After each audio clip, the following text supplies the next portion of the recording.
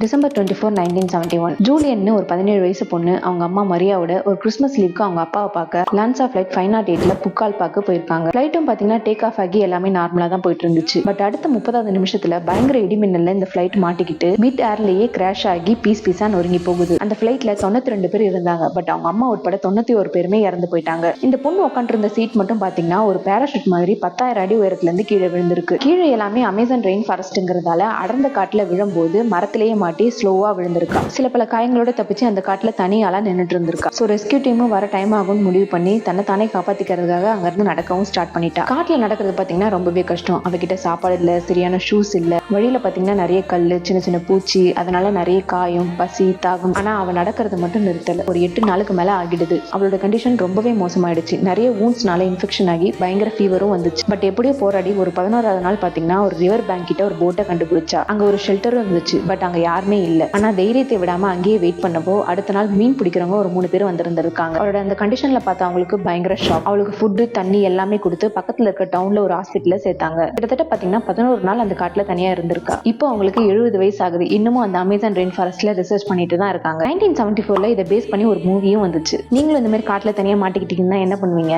கமெண்ட்ஸ்ல சொல்லுங்க.